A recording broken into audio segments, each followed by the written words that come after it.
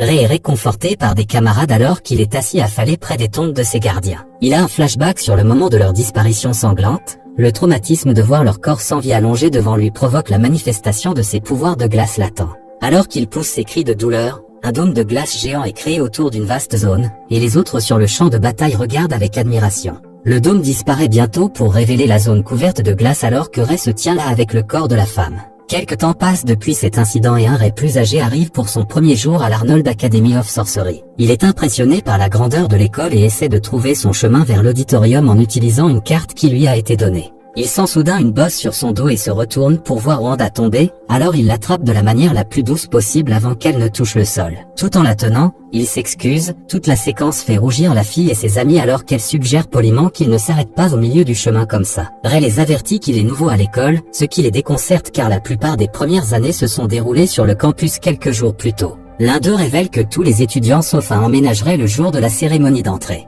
Cet étudiant ne descend ni d'aristocrate ni de sorcier mais est né dans une famille ordinaire. Ils se rendent compte que Ray est cet étudiant, le rougissement rouge de la flatterie des filles se transforme en un dégoût bleu froid lugubre. Les spectateurs expliquent que Ray est la première personne ordinaire à être inscrite à l'académie depuis sa fondation.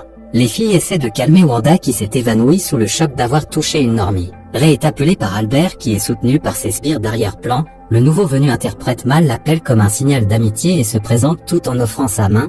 Mais la réalité de la situation devient apparente quand Albert rejette le geste aimable en frappant sa main loin. La première année à l'ère d'âge moyen se met à parler avec colère du fait que l'école est réservée aux élites car elle a des origines anciennes et honorables, il n'y a donc pas de place pour les gens ordinaires comme lui. Ray ne réagit pas vraiment à la discrimination mais l'avertit plutôt qu'il veut apprendre à l'académie. Albert se précipite pour lui mais le normie esquive facilement. Alors qu'il se lance dans une autre attaque, il est arrêté par Amelia Rose, membre de l'une des 3 principales familles nobles.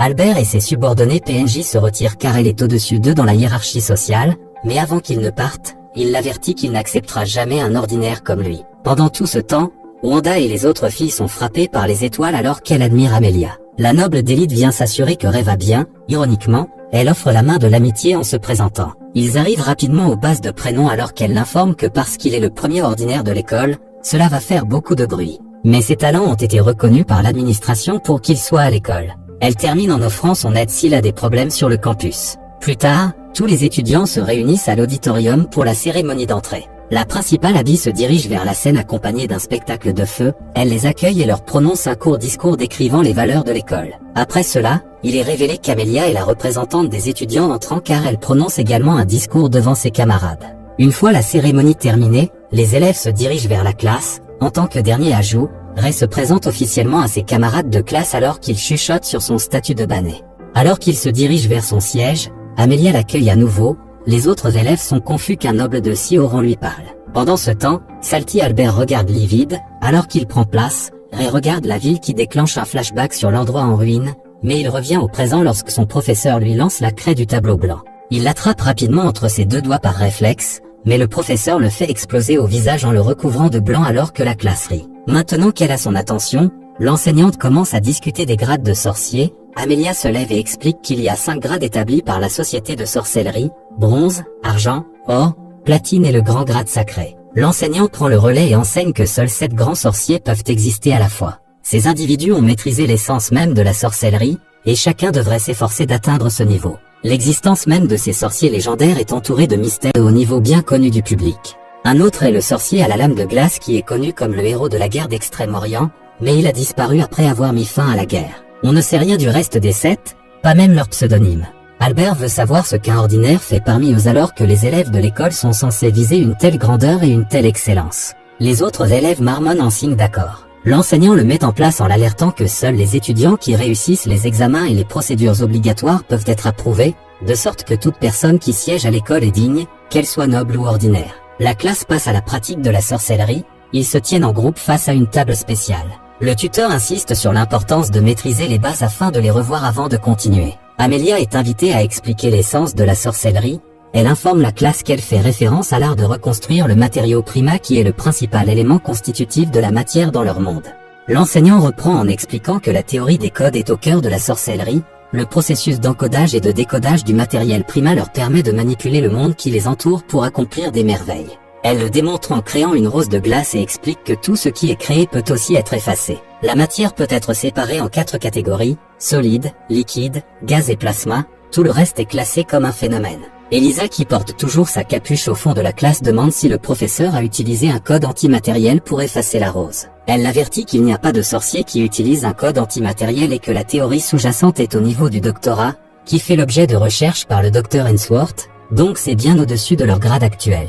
L'instructeur leur fait ensuite pratiquer la formation de la rose de glace et, en tant que personne de haute noblesse, Amelia réussit son premier essai, ce qui impressionne tout le monde. En revanche, Ray fait un ice rock qui serait parfait dans une boisson fraîche, les étudiants se moquent de lui et se demandent même s'il a réussi l'examen, mais il ne semble pas du tout phasé. Son manque de talent ne fait que rendre Albert fou de devoir partager une classe avec un ordinaire aussi inutile. Après les cours, Ray traverse les couloirs de l'école en admirant l'architecture historique. Il remarque Elisa entrant dans la bibliothèque et la suit où il entame une conversation sur Ainsworth. Elle est ravie de savoir que Ray est un grand fan du travail du médecin car elle n'a jamais rencontré quelqu'un de son âge qu'il aime. Le chat commente la beauté de ses cheveux qui la pousse à remettre rapidement sa capuche, mais Ray l'arrête. Elle avoue ses insécurités au sujet de ses oreilles depuis qu'elle est une demi-elfe, et la jeune fille a toujours été victime d'intimidation à cause de cela. Récit. Elisa commente à quel point il semble très mature pour son âge, il reçoit un flashback de Howard disant quelque chose de similaire. Après une longue journée à faire connaissance à la bibliothèque, ils se séparent car ils ont hâte de passer plus de temps ensemble. Il se dirige finalement vers son dortoir où son colocataire Evie l'attendait. Il alerterait qu'il n'est pas comme les enfants nobles et ne se soucie pas s'il est ordinaire. Il marche vers lui en déclarant qu'il n'y a qu'une seule chose en laquelle il croit en lui tendant la main.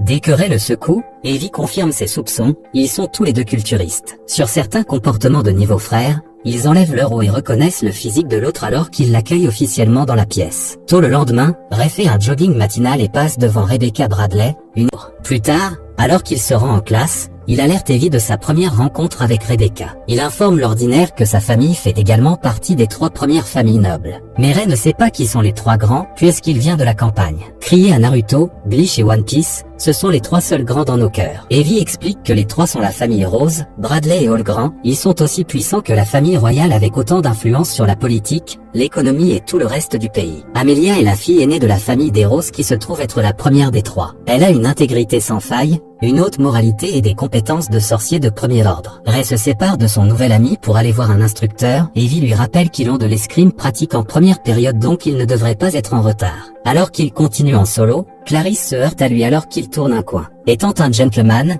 il s'excuse d'abord mais la fille commence à le réprimander pour avoir gêné. En y regardant de plus près, elle se rend compte qu'il est l'ordinaire dont tout le monde parle. Elle se présente de la manière la plus exagérée, mais Ray l'avertit qu'il ne connaît pas sa famille puisqu'il est de basse naissance, mais il espère qu'ils pourront s'entendre. Elle est un peu confuse parce que c'est une famille assez connue mais ce garçon de la ville commente qu'il est sûr qu'ils sont une belle famille en la regardant. Cela rend Clarisse heureuse, alors elle lui accorde une autorisation spéciale pour qu'il soit sur la base d'un prénom. Il lui rappelle qu'elle était pressée ce qui la pousse à s'enfuir. Ray se dirige vers la destination qui se trouve être le bureau du directeur. Elle l'accueille, mais il est formel avec sa réponse. Le principal lui ordonne d'arrêter de la renvoyer à son rang militaire car ils ont tous deux pris leur retraite de l'armée du royaume. Elle veut qu'il l'appelle Abby, ce à quoi il se conforme, mais le directeur trouve sa rigidité amusante. Elle regarde la photo d'elle et d'un jeune Ray dans une photo de groupe avec leurs anciens camarades alors qu'ils se remémorent. Après leur rencontre, Ray se dirige vers son cours d'escrime et l'instituteur le met en couple pour s'entraîner avec Albert. Le reste de la classe regarde alors qu'il appellerait le sorcier flétri comme une insulte. Evie explique à Amelia que c'est un surnom que d'autres lui ont fait. Albert veut en profiter pour battre Ray, mais le garçon part facilement son attaque au choc de tout le monde. Le vieil étudiant ne veut pas prendre le manque de respect alors effectue une attaque des stocks, mais Ray l'affronte de front et détruit l'épée d'Albert qui fait taire tout le monde. Abby regarde de loin et est heureuse de voir qu'il profite de la vie étudiante. Tout en se parlant, la principale révèle que Ray est l'un des 7 grands sorciers, en particulier le héros de la guerre d'Extrême-Orient, alias le sorcier Iceblade. Cela met fin à l'épisode.